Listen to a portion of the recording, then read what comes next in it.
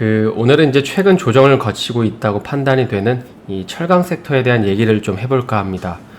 최근에 이제 5월 중순 이후부터 이 철강 섹터들이 연일 하락을 했죠. 포스코나 이제 현대제철 같은 기업들을 보면, 특히 이제 그런 주가들을 보면 이제 계단식 하락 이후에 이제 횡보세를 좀 보이고 있는 것 같습니다. 그리고 현재까지 그런 하락의 주된 원인은 이제 중국인 것 같죠. 이 중국은 정부의 협박이 아주 잘 먹히는 나라인데요. 당장 지난달에 이제 중국 정부가 철광석 등 이런 원자재 시장 규제를 강화하고, 특히 이제 철강업계의 이 투기적 거래 규제를 강화하겠다고 하면서 그 이후부터 철강 섹터가 이제 흘러내렸기 때문입니다. 실제로 이 조치가 취해진 이후에 이제 보시는 것처럼 그 철강 가격이 쭉 빠졌는데, 이제 여기 기사에 보면 톤당 753달러, 그러니까 88만 원까지 하락을 했습니다. 근데 사실 조금 더 넓게 보면 이 철강 가격은 현재 중국만 하락을 하고 있는데요. 당장 그 서유럽 같은 경우에는 여기 이제 계속되는 기사에서 보시는 것처럼 1344달러를 기록하고 있고, 그리고 현재 그 인프라 투자의 핵심 국가인 미국 같은 경우에는 이제 19회 연속 상승을 하면서 톤당 1680달러를 기록하고 있습니다. 그러니까 계속 상승을 하고 있는 것이죠. 그러면 우리나라는 좀 어떨까요? 이 우리나라와 관련된 기사인데, 여기 기사 내용 여기 보시면은 이 철근 유통 가격이 연초보다 2배 가까이 상승을 했다고. 그러니까 이게 만약 맞다면 이제 우리나라 역시도 이 엄청난 상승 파동을 겪고 있다고 보는 게 맞을 겁니다. 그러니까 지금 미국이랑 중국만 보더라도 이 철강 가격이 거의 2배 가까운 격차가 벌어지고 있다는 것인데요. 사실 중국은 이 과거에도 2차례에 걸쳐서 이런 규제를 통해서 이 철강 시장 억제를 시도한 적이 있었습니다.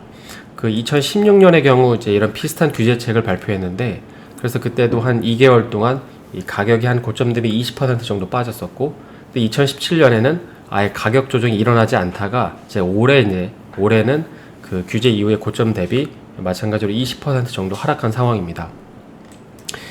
그러면 이제 중국의 이런 정책으로 인해서 가격이 빠지고 있는데, 이런 철강 가격이 하락이 얼마나 더 빠질까요? 그리고 이 말을 조금 달리 바꿔보면 제 철강 섹터들이 언제쯤 반등할 수 있을까요? 우리가 이제 그 시점을 사실 정확하게 예측하는 건 어렵겠지만, 제 개인적으로는 크게 2가지 이유로 인해서 이제 이런 하락은 오래가지 않을 거라는 생각을 갖고 있습니다. 먼저 첫 번째는 이제 우리가 다 아는 이 글로벌 인프라 투자 때문이라는 건데요. 단순 논리로 보더라도 이 건설과 인프라에 철강이 없으면 아무것도 진행이 되지 않죠. 현재 그 조선 업체들이 배를 수주하고 있는데, 이런 것들을 수주해서 만들려면 다 철강이 필요합니다. 그러니까 삼성전자랑 또 TSMC가 공장 증설을 하고 있잖아요. 이런 증설을 하는 데에도 다 철이 필요합니다. 그리고 집을 짓는 데도 철강이 필요하죠. 하다못해 친환경 사업이라고 일컬어지는 전기차, 풍력, 태양광, 또 이제 소형 원전 모두도 이런 것들을 하기 위해서는 이 철강이 반드시 필요합니다. 그러니까 따라서 앞으로의 철강 수요를 보면 계속해서 굳건한 만큼 현재 조정은 일시적일 수밖에 없다는 것이죠. 그리고 두 번째는 이제 조금 어려운 내용일 수 있는데, 지금 곰곰이 생각을 해보시면 중국이 현 시점에서 원자재 가격을 건드리는 이유는 크게 물가 상승 때문입니다.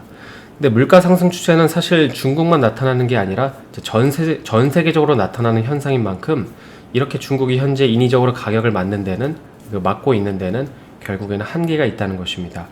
결국 물가는 오를 건데 이제 원자재 가격만 하락할 수는 없다는 것이죠. 따라서 다시금 가격은 제자리를 찾아갈 것입니다. 실제로 현재 중국은 그 물가 상승을 억제하기 위해서 엄청난 노력을 하고 있죠.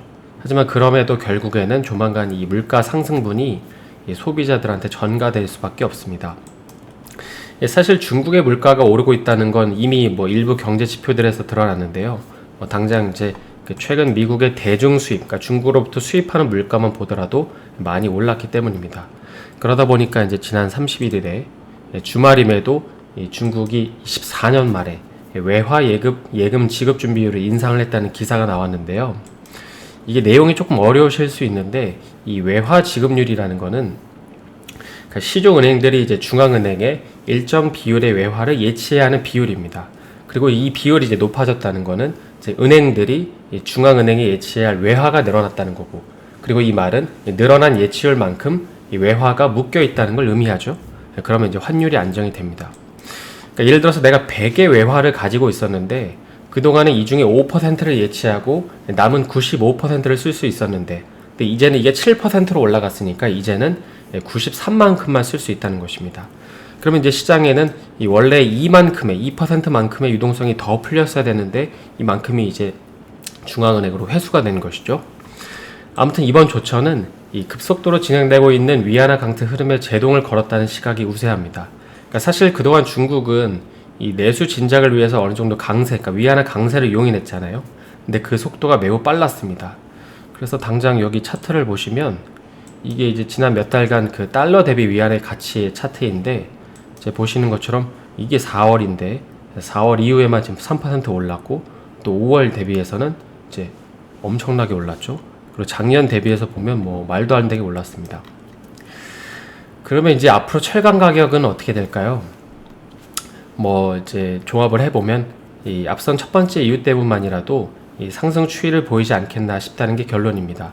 이 현재 중국은 그 내수 경제를 살리기 위해서 위안화 강세를 한동안 용인했지만 사실 이걸 또 반대로 생각해보면 수출 기업들에게는 별로 좋은 소식은 아니거든요. 그러니까 현재 전 세계적으로 이제 경기가 회복이 되기 위해서 그래서 엄청나게 인프라를 추진하고 있는데 이렇게 늘어나는 원자재 수요의 흐름 속에서 중국의 수출 기업들 역시 수혜를 입으려면 이러한 가격 흐름과 동조할 수밖에 없기 때문입니다.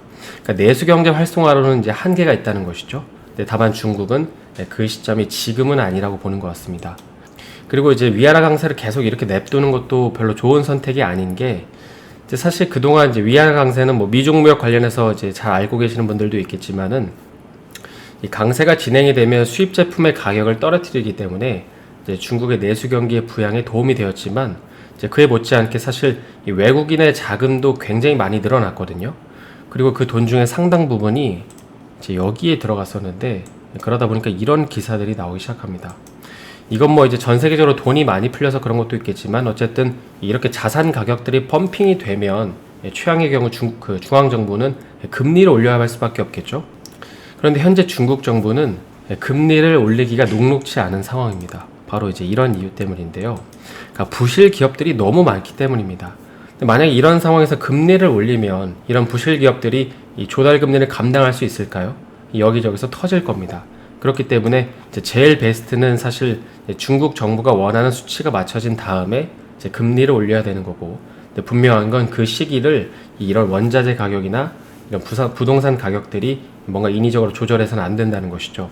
그래서 중국 정부도 이걸 알고 있기 때문에 총리도 이제 이런 얘기를 하는 것입니다. 그러니까 솔직하게 말하라는 것이죠. 그러니까 도와줄 테니까 기업들한테 이제 도와줄 테니까 솔직하게 숨기지 말고 솔직하게 말하라는 것입니다. 그리고 이번에 또 이제 전격적으로 그 이 방식의 일환으로 이제 외환 준비율을 올린 것이죠.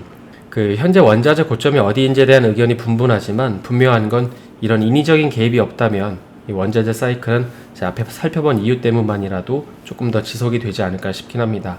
따라서 당장 뭐 인프라 투자들이 대거 철회되지 않는 한, 무기한 연장이 되지 않는 한 이런 관점에서 현재 그 원자재 가격 조정은 일시적으로 봐야 하는 게 맞을 겁니다. 물론 이제 그 조정 시기가 언제까지 이어질지는 알 수는 없겠지만 분명한 건 현재는 이제 피크아웃, 그러니까 꼭지점이 아니라 조정 구간이라는 것이죠. 그러니까 오늘은 조금 어려울 수 있는 내용에 대해서 간단히 살펴봤는데요. 뭐 투자를 하면서 꼭 알아야 하는 내용은 아니지만 그럼에도 내가 만약에 원자재, 특히 이 철강주를 보유하고 계시다고 하면 이런 이슈들은 계속 내가 추적을 하면서 찾아봐야 합니다. 오늘 하루 수고 많으셨습니다. 저는 내일 다시 인사드리겠습니다. 오늘 영상이 도움이 되셨다면 좋아요와 구독 부탁드립니다.